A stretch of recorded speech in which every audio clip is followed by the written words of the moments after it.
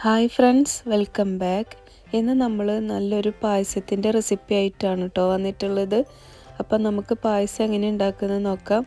ഞാനിവിടെ 3/4 cup sago rice എടുത്തിട്ടുണ്ട്. ഇനി നമുക്ക് അതിലേക്ക് കുറച്ച് വെള്ളം ആഡ് ചെയ്യണം. എന്നിട്ട് 10-15 മിനിറ്റ് നേരം നമുക്കിത് റെസ്റ്റ് ചെയ്യാൻ വെക്കണം. അപ്പം നമുക്കത് കൊണ്ട് മാറ്റി വെക്കാം. ഇനി ഞാനിവിടെ പൈനാപ്പിൾ ചെറുതാക്കി കട്ട് ചെയ്ത് വെച്ചിട്ടുണ്ട്. ഇത് 1 കപ്പോളം ഉണ്ടാവും. എന്നിട്ട് നമുക്ക് ഇത് 250 ml വേവിച്ചെടുക്കണം. മെഷർമെന്റ് കപ്പിൽ 1 കപ്പ് പൈനാപ്പിൾ ഉണ്ട്, ചെറുതാക്കി അരിഞ്ഞതാണ്. നന്നായിട്ട് ഇത് നമുക്കൊരു പാനിലേക്ക് ഇട്ട് കൊടുക്കണം. അപ്പം ഞാനിതാ 2-3 മിനിറ്റ് നേരം ഒന്ന് വഴറ്റി കൊടുത്തിട്ടുണ്ട്. എന്നിട്ട് അതിലേക്ക് 2 ടേബിൾ സ്പൂൺ പഞ്ചസാര ആഡ് ചെയ്യുന്നുണ്ട്. എന്നിട്ട് നന്നായിട്ട് ഒന്ന് മിക്സ് ചെയ്ത് കൊടുക്കുക. പഞ്ചസാരയും പൈനാപ്പിളും എല്ലാം കൂടി നന്നായി മിക്സ് ചെയ്തിട്ട് അതിലെ വാട്ടർ കണ്ടന്റ് എല്ലാം നന്നായി വറ്റി വരണം.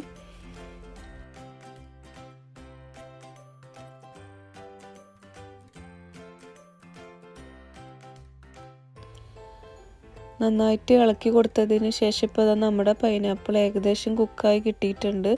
ഇതുപോലെ ആവണം കേട്ടോ. പഞ്ചസാരയും പൈനാപ്പിൾ എല്ലാം നന്നായിട്ട് മൾട്ടായി കിട്ടിയിട്ടുണ്ട്. കളറൊക്കെ ചേഞ്ച് ആയിട്ടുണ്ട്. ഇതുപോലെയാണ് നമുക്ക് വേണ്ടത്.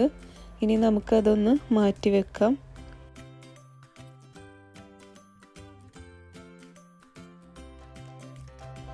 ഇനി നമുക്ക് അടുത്തത് സാഗോ റൈസ് വേവിച്ചെടുക്കണം. ഞാനിവിടെ വെള്ളത്തിലിട്ട് വെച്ച സാഗോ റൈസ് ആഡ് ചെയ്തിട്ടുണ്ട്. അതിലേക്ക് ആവശ്യമുള്ള വെള്ളം കൂടി ഒഴിച്ചു കൊടുക്കുക. കുറച്ചധികം വെള്ളം ഒഴിച്ചു കൊടുത്തോട്ടോ, അല്ലെങ്കിൽ ഇത് അടിയിൽ പിടിക്കും. ലോ ഫ്ലെയിമിലിട്ടിട്ട് വേണം നമുക്കിത് വേവിച്ചെടുക്കാൻ. അപ്പോൾ ഇതാ വേവായിട്ട് വരുന്നുണ്ട്. ഒന്ന് തിളച്ച് കിട്ടിയിട്ടുണ്ട്. കുറച്ച് നേരം കൂടി നമുക്ക് വെയിറ്റ് ചെയ്യണം.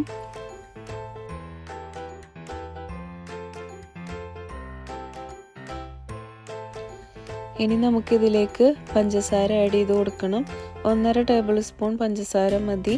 അതും കൂടി ആഡ് ചെയ്തിട്ട് നന്നായിട്ടൊന്ന് മിക്സ് ചെയ്ത് കൊടുക്കുക. ഈ സാഗോ റൈസിന് ചവ്വരി എന്നും പറയും, സാബുദാന എന്നും പറയും കേട്ടോ.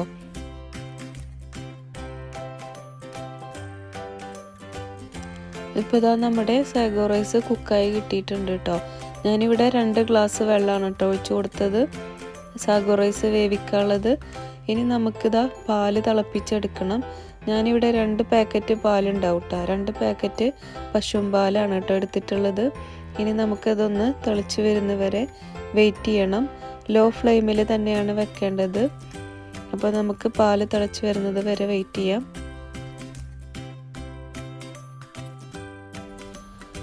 അപ്പോൾ നമ്മുടെ പാല് റെഡി ആയിട്ടുണ്ട്. ഇനി നമുക്ക് അതിലേക്ക് ആവശ്യത്തിനുള്ള പഞ്ചസാര ആഡ് ചെയ്ത് കൊടുക്കണം. 1/2 കപ്പ് പഞ്ചസാര ആഡ് ചെയ്ത് കൊടുത്തിട്ടുണ്ട്. അതുപോലെ 2-3 കാർഡമം ഏലക്കായ പൊടിച്ചതും കൂടിയിട്ട് ചേർത്ത് കൊടുക്കുന്നുണ്ട് കേട്ടോ. അത് നല്ലൊരു ഫ്ലേവറിന് വേണ്ടിയിട്ടാണ്. അപ്പോൾ അതും കൂടി ചേർത്തിട്ട് നന്നായിട്ടൊന്ന് മിക്സ് ചെയ്ത് കൊടുക്കുക. ഇനി നമുക്ക് നമ്മുടെ വേവിച്ച് വെച്ച സാഗോ റൈസ് ആഡ് ചെയ്യണം. അപ്പോൾ അത് ആഡ് ചെയ്ത് കൊടുത്തിട്ട് നന്നായിട്ടൊന്ന് മിക്സ് ചെയ്ത് കൊടുക്കുക. നന്നായി മിക്സ് ചെയ്യണം കേട്ടോ, അല്ലെങ്കിൽ അത് കട്ട പിടിക്കും. ലോ ഫ്ലെയിമിൽ തന്നെയാണ് ഇതൊക്കെ ചെയ്യേണ്ടത്.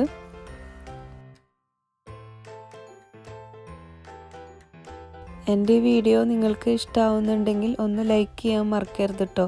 അതുപോലെ തന്നെ സബ്സ്ക്രൈബ് ചെയ്യാതെ കാണുന്നവരുണ്ടെങ്കിൽ സബ്സ്ക്രൈബ് ബട്ടണും കൂടി ഒന്ന് ക്ലിക്ക് ചെയ്തേക്കണം. തൊട്ടടുത്ത് കാണുന്ന ബെല്ലൈക്കൺ അമർത്തിയാൽ മാത്രമേ നിങ്ങൾക്ക് ഇനി ഞാനിടുന്ന വീഡിയോയുടെ നോട്ടിഫിക്കേഷൻ കിട്ടുകയുള്ളൂ. അപ്പോൾ സാഗോ റൈസ് മിക്സ് ചെയ്തതിന് ശേഷം 3 ടേബിൾ സ്പൂൺ കണ്ടൻസ്ഡ് മിൽക്കും കൂടി ഞാൻ ആഡ് ചെയ്യുന്നുണ്ട്. അപ്പോൾ അത് ആഡ് ചെയ്തിട്ട് നന്നായിട്ടൊന്ന് മിക്സ് ചെയ്ത് കൊടുക്കുക. നല്ല ടേസ്റ്റി ആയിട്ടുള്ളൊരു പായസമാണ് കേട്ടോ. സാഗോ റൈസും പൈനാപ്പിളും എല്ലാം ആഡ് ചെയ്തിട്ട് എന്തായാലും ഓണമൊക്കെ വരല്ലേ, എല്ലാവരും ഒന്ന് ട്രൈ ചെയ്ത് നോക്കണം കേട്ടോ.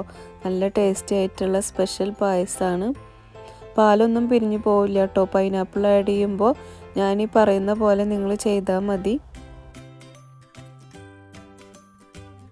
ഇനി നമുക്ക് തീ ഓഫ് ചെയ്യണം. എന്നിട്ടാണ് നമ്മൾ പൈനാപ്പിൾ വേവിച്ച് വെച്ചത് ആഡ് ചെയ്യേണ്ടത് കേട്ടോ. ഞാൻ ഫ്ലെയിം ഓഫ് ചെയ്തൊക്കെയാണ്. പാലിൻ്റെ തിളയെല്ലാം ഓഫായതിന് ശേഷം വേണം നമുക്ക് പൈനാപ്പിൾ ചേർത്ത് കൊടുക്കേണ്ടത്. എന്നിട്ട് നന്നായിട്ട് മിക്സ് ചെയ്ത് കൊടുക്കുക. നമ്മൾ പാല് തിളച്ചുകൊണ്ടിരിക്കുമ്പോൾ പൈനാപ്പിൾ ചേർക്കുമ്പോൾ ചിലപ്പോൾ അത് പിരിയും. അപ്പോൾ അതൊന്ന് ശ്രദ്ധിച്ചാൽ മതി. ഫ്ലെയിം ഓഫ് ചെയ്തിട്ട് വേണം നമ്മൾ പൈനാപ്പിൾ ചേർത്ത് കൊടുക്കാൻ.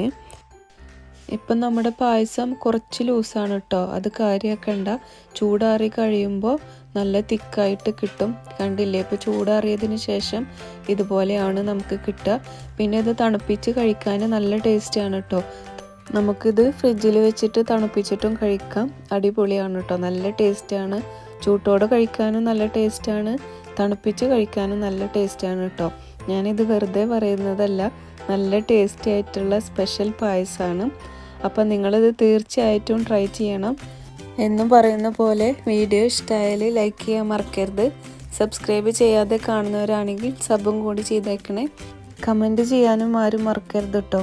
അപ്പോൾ വീഡിയോ ഇഷ്ടമായി എന്നുള്ള പ്രതീക്ഷയോടെ അടുത്ത വീഡിയോയിൽ കാണാം. എല്ലാവർക്കും താങ്ക് യു.